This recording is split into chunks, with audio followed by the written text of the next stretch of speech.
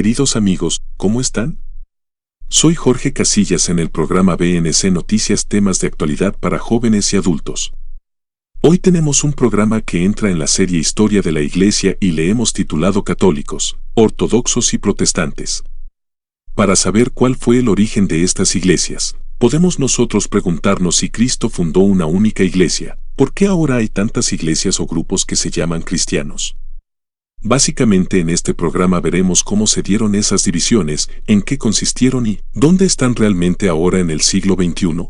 Esa verdadera iglesia de Jesucristo. De manera sintética podemos decir que en el primer milenio de la fe cristiana, había una única iglesia fundada por Jesucristo. En el segundo milenio comenzó la división con los ortodoxos y los protestantes, y ahora en este tercer milenio el Papa Juan Pablo II, guiado por el Espíritu Santo, quiso que volviéramos a unirnos a que seamos una única iglesia. Por tanto comenzaremos dedicando un primer apartado a la historia de la iglesia. En el primer milenio, unas cuantas pinceladas porque esto daría para muchos programas para ver muchos siglos. Lo que ha ocurrido básicamente vamos a decir que Jesucristo fundó una iglesia, pero no tanto en un único momento, fueron como varios momentos. El Señor fue como ensamblando, como armando las partes o elementos que serían su iglesia. Por ejemplo, esa iglesia estaba prefigurada ya en el Antiguo Testamento. Había un pueblo de Dios llamado Israel con 12 tribus que lo habían formado. Y luego vendría un nuevo pueblo de Dios con un nuevo pacto que Dios iba a hacer con la humanidad. Cuando Cristo viene y se hace hombre y comienza allá a predicar después de su vida oculta, el Señor comienza a llamar discípulos.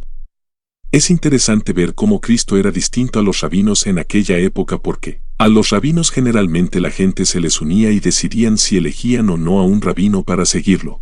En cambio Cristo dice el Nuevo Testamento que llamó a los que Él quiso, llamándolos discípulos. Luego en un segundo momento, de su grupo de discípulos eligió a unos más cercanos, a quien llamó los 12 apóstoles, apóstoles que significa enviado. Pero de esos 12 tenía uno más cercanos y en concreto a Pedro, tanto así que este hombre llamado Simón, le cambió el nombre y le puso Pedro, que en el fondo significa piedra, y su nombre quedó utilizado en la primera comunidad cristiana que parece recogido del capítulo 16 de San Mateo cuando el Señor establecía a Pedro como la cabeza de su iglesia. Y lo siguieron otros momentos donde el Señor va a comenzar a hablar de lo que será su iglesia. Por ejemplo, en la última cena Cristo instituye a los sacerdotes. A aquellos 12 apóstoles también les da la Eucaristía en la última cena. El día siguiente, en el Viernes Santo, el Señor va a morir en la cruz, va a pagar con su sangre el precio de la salvación de todos nosotros, y de la salvación que luego sería llevada a las personas. Se habla de una redención objetiva ya que Cristo murió por nosotros. Pero falta lo que se llama la redención subjetiva, que se aplica a cada sujeto donde está la iglesia, que Él fundó. Luego también muy importante, con su resurrección Cristo demuestra el poder que tiene ser auténtico Hijo dentro de la Trinidad. Es interesante como el Señor cuando resucita lo primero que hace es sonar el Evangelio de San Juan en el capítulo 20, es ir y dar el poder de perdonar los pecados a aquellos 12 que estaban con Él.